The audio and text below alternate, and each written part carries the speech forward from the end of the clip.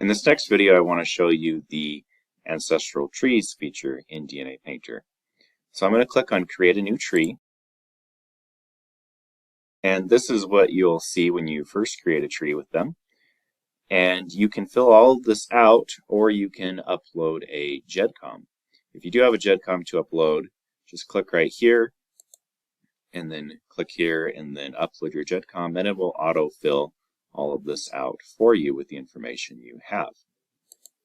But if I just want to fill this out from scratch, I can come and click on any person and click on Edit Them. And I can replace the name you with whatever name I want. So I could put in my own name, for instance. I could put in my name, and I want to say that I am living.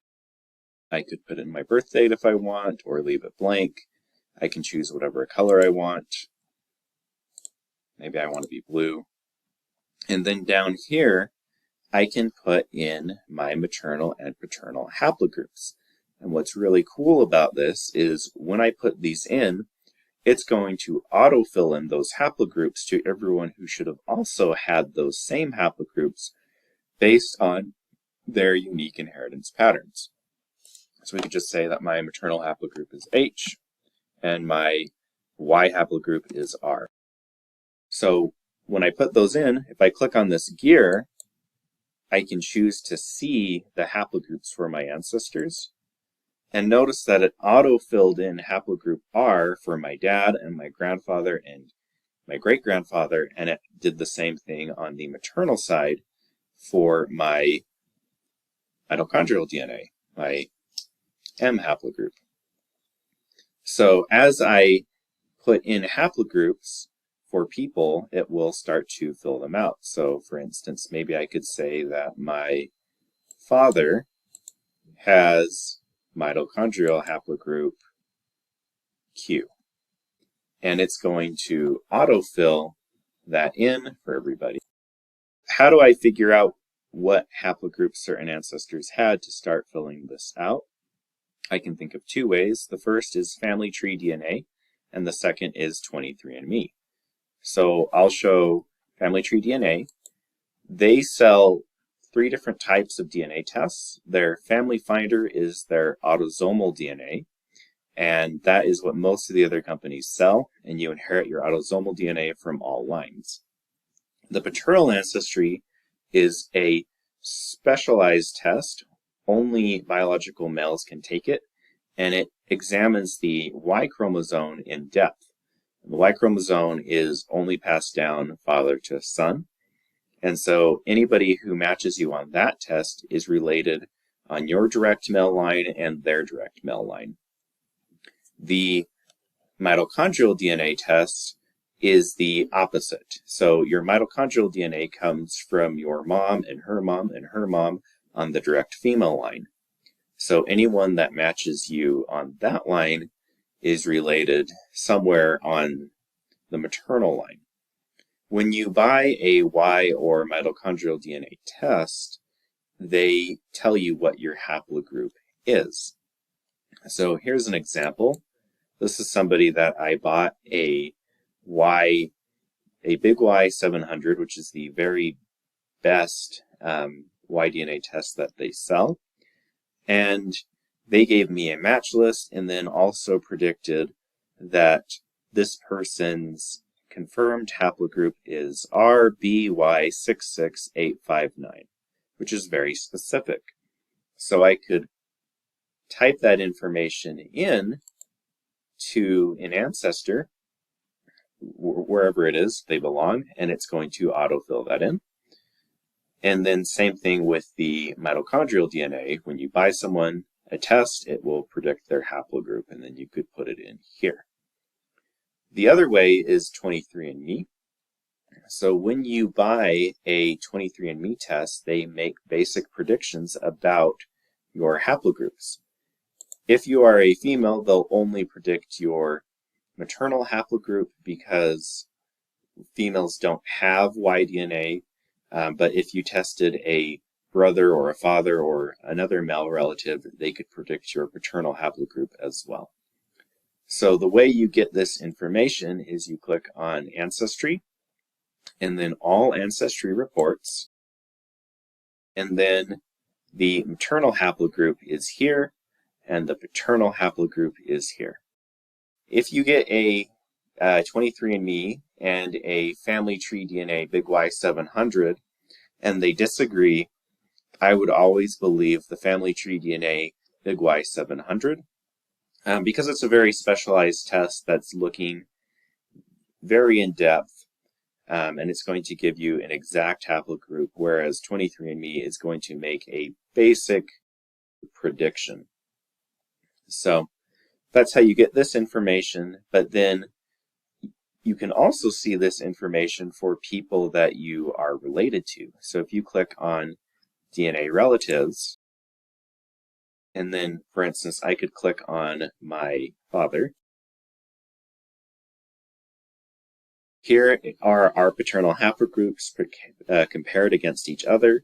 They're the same, which makes sense because we're father and son.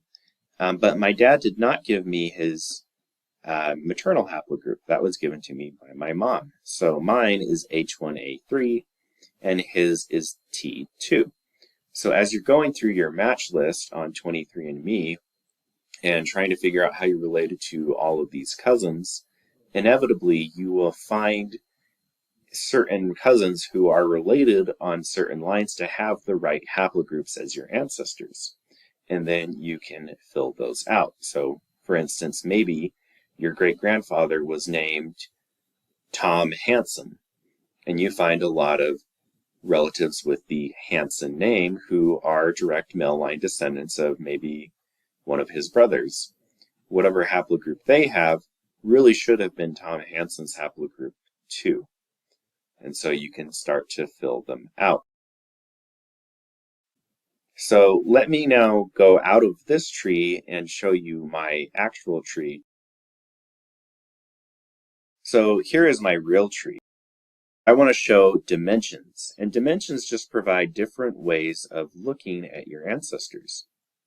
So for instance, I can put in age at death. Now what it's done is it's replaced their names and it's color-coded them based on when they died.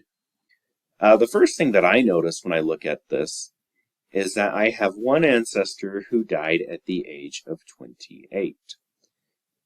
I'm 30, and so I've already lived longer than one of my ancestors. And it just kind of puts things in perspective for me.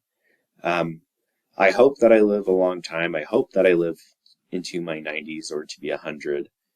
But even if I were to die today, I've already had a longer life than many people on Earth, including some of my own close family, like this ancestor. And so even if I did die today, that would be very unfortunate, but I'd also be more okay with it.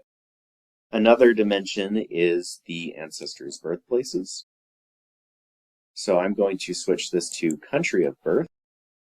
And most of my ancestors were born in the United States. Once we go back to my second great-grandparents, I have one that was born in Germany and one that was born in Switzerland.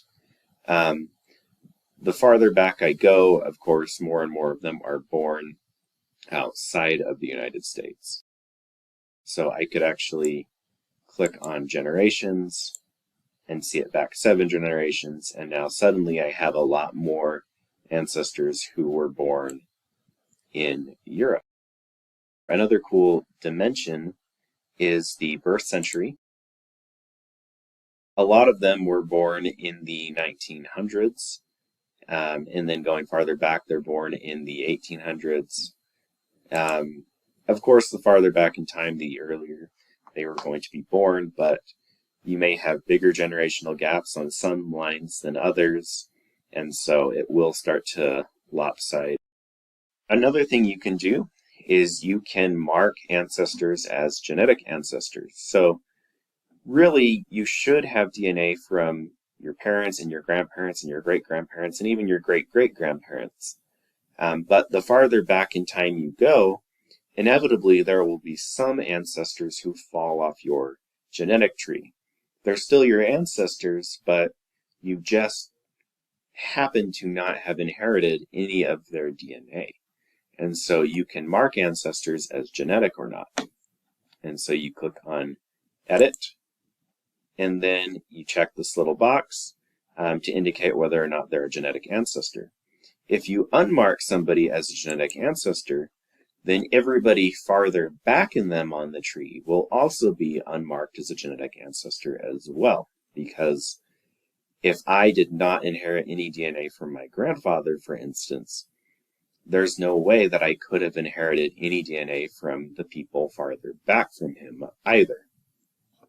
So as you work on your tree further and further back, and as you start to identify segments by comparing against cousins and doing visual phasing and things like that, you may inevitably find some ancestors from which you have not inherited any DNA.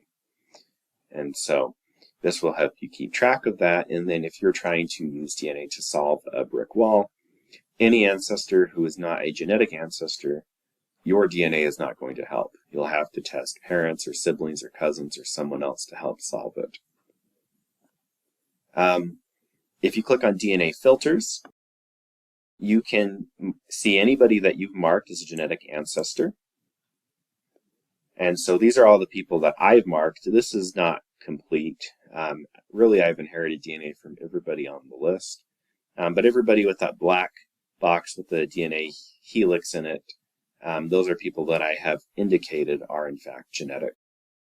I can highlight the X inheritance path. So these are all the people that I could have inherited DNA on my X chromosome from. I can mark the Y path, and I can also mark the mitochondrial path.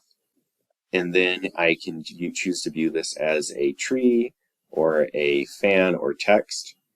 I think overlaying the fan with the X inheritance pattern looks really cool, and it's a great way to explain the X inheritance pattern.